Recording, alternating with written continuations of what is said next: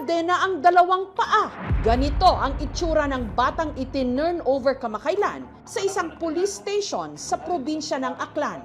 Ang bata na mataan daw pakalat-kalat sa kalsada habang nakagapos ang mga paa. We were thinking na baka kinidnap. Marami tuloy ang nabahala at naawa sa sitwasyon ng bata. Sa mga tao nga nag-obra, iwas sa nagkarapatan. May diferensya siguro sa nana, pag-iisip. Sino ang nagkadena sa kanya at bakit nila ito ginawa?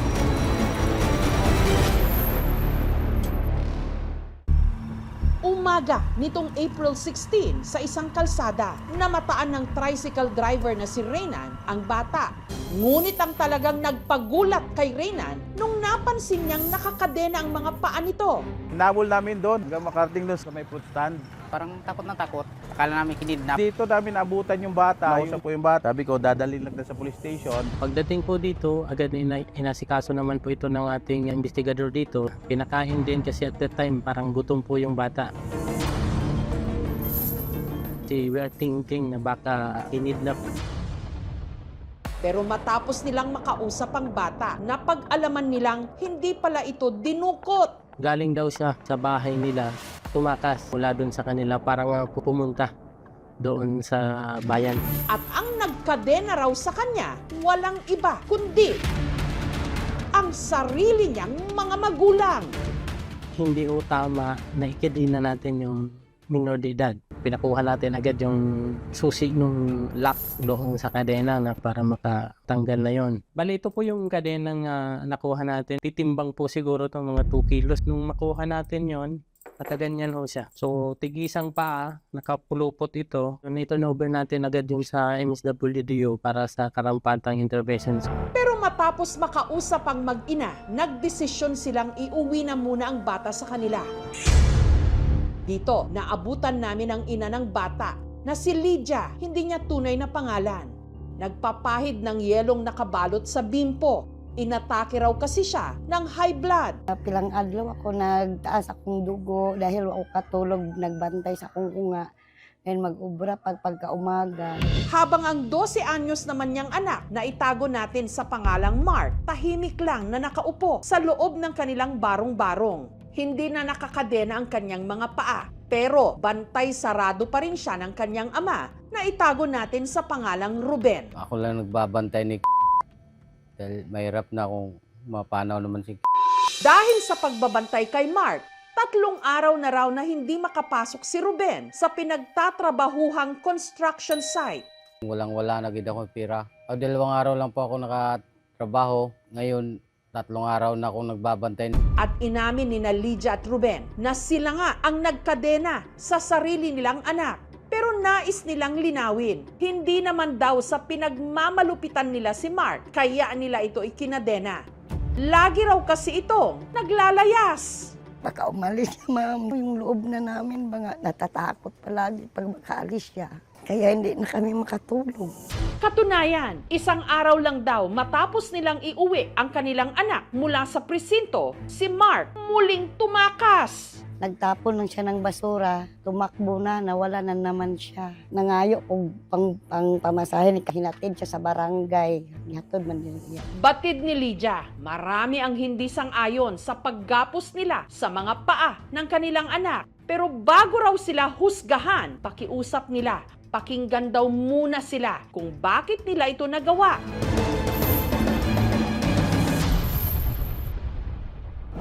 Si Mark, panganay ni Lydia at Ruben. Nung sila'y naghiwalay, nagdesisyon daw silang ipaampon ang nooy 1 taong gulang pa lang na si Mark sa isa nilang kamag-anak na nakatira sa kabilang bayan. Close kami no.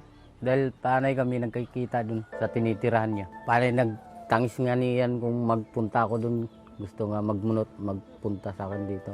Kukunin na namin sana siya, hindi na ibalik. Ang dami kasing nagsabi na, wag mo na lang kunin kasi alagang-alaga nila dyan. Anak pa makaubra ikaw. Matingnan mo man siya palagi. Hanggang sa nabalitaan na lang nila na si Mark nagiging sakit ng ulo raw ng mga nag-aalaga sa kanya, pati na ng kanilang komunidad.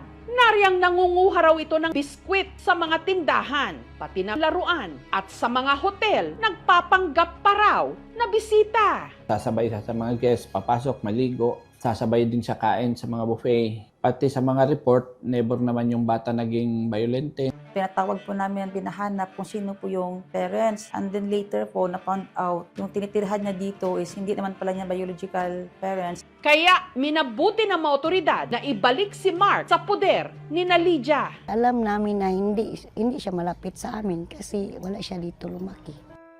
Doon, ginalambing-lambing siya ba.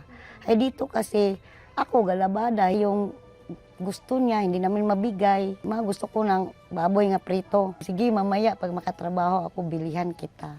Ay ngayon, mahal na.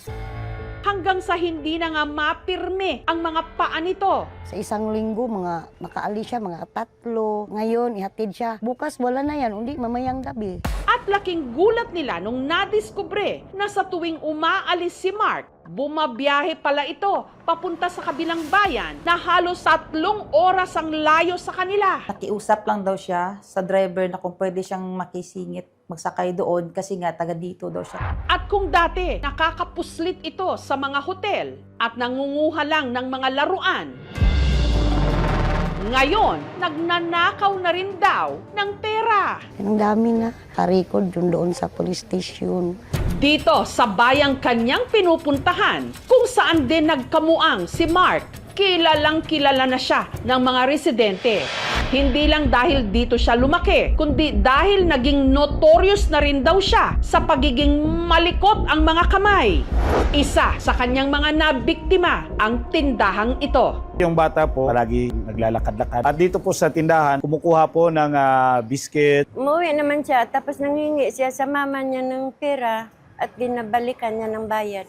Nito namang Enero, pinuntirya naman daw niya ang gasolinahang ito at ang pagnanakaw nakuhanan pa sa CCTV. Antablan, antal sa Martin kung may tao sa sunod wala, kuha yun dayon, bye! Ang nakuha niyang pera ay nasa 1,999 coins lahat. Di ko na nahabol kasi di ko maiwan yung site Nakakaawa naman kasi di pa naman sa tamang edad Bata pa naman yan. Pataas nga pataas yung kinukuha niya. Primero yung 5,000, 7,000.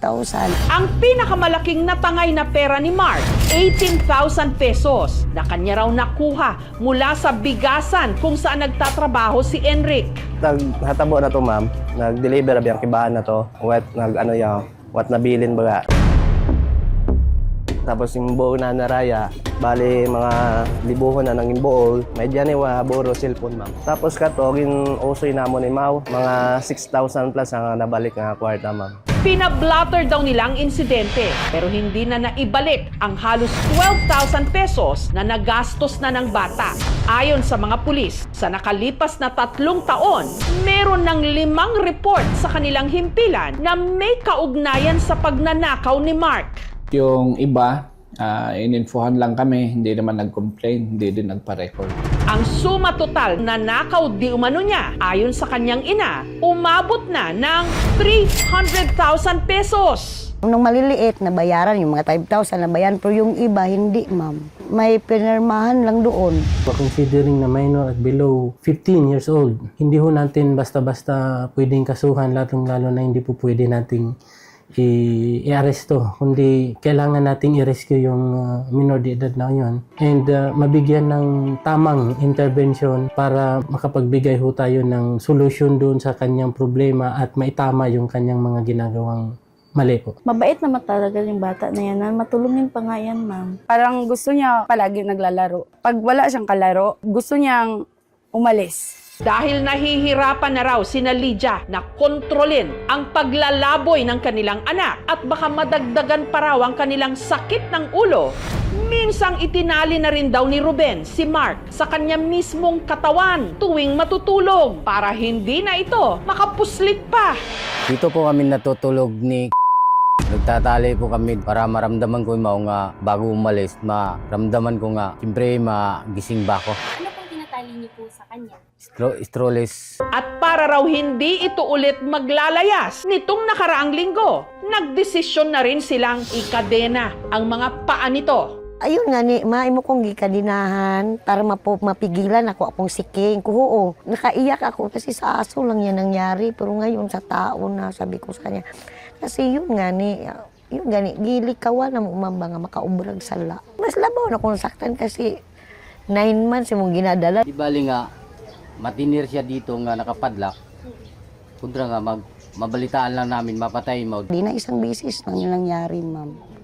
Na kinadina namin siya. Baka umalis siya, ma'am, dahil yung loob na namin, mga natatakot palagi pag makaalis siya. Kaya hindi na kami makatulog. Pero sa isang beses na ikinadena nila ang mga paa ni Mark, nagtangka pa rin daw itong tumakas. Sa ngayon, nasa ilalim na siya ng case management ng MSWDO o ng Municipal Social Welfare and Development Office. Panalangin ako, ma'am, nga kung may sakit man imaw, maayos yun, tama mo. Para malaman kung paano ba magagabayan si Mark, ipinakonsulta siya ng MSWDO sa isang psychologist. Upon my initial assessment, the client has conduct disorders consistent dun sa mga rule breaking, being aggressive with other people. Kung meron silang risk factors, for example, yung family member nila, or history of mood disorders, ADHD, neurodevelopmental cases po pwedeng maging factor. Mariin ding tinututulan ng mga eksperto ang pagkakadena para makontrol ang anak. The effect kasi ng pagkadena sa bata oftentimes is that mas nagiging agresibo, mas nagiging resentful sila. Samantala, sumasailalim na rin si Mark sa mga aktibidad na maaring makapagpapabuti ng kanyang kondisyon. For parents, isa sa pinaka-best na gawin is to tap the professional para magkaroon ng treatment planning, mag-guide sila, at maintindihan nila kung bakit ganun yung nagiging behavior ng bata. Para naman hindi na mahirapan si Ruben sa paghahanap buhay at pagbabantay sa kanyang anak, hinanapan siya ng bagong trabaho ng kanilang barangay. Nagbigay rin ang isang NGO ng grocery items para makapag-umpisa ulit ang mag-asawa ng maliit na sari-sari store. Nag-usoy po kami at mga sponsor. Hindi mo kailangan magpano or mag-ano sa inyong bagay. Agud may una, gyapon ka mo nga makita.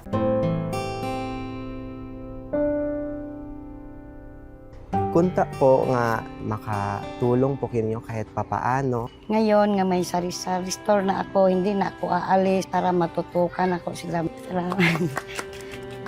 I-monitor po naman ito at 1 month so that we can see po if naging successful po ba daya nga da or if mayroon pa po kami nga pwedeng maibulig pag niya uman kimo. Kailangan nating maintindihan na ang mga pamilya, they tend to resort in this kinds of punishment because wala silang available resources. In a macro level, parang napakalayo pa natin from the ideal na bawat community, meron silang mental health professionals. It's very important that we institutionalize and integrate mental health programs in the community.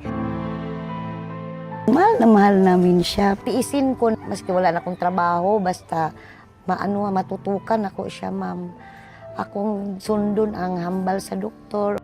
Sa isang banda, nakakaawa si Mark. Lumaking wala sa puder ng kanyang mga magulang. At may kondisyon na dapat niyang malabanan. Sa gabay pa rin ng mga nakatatanda at ng kanyang mga magulang.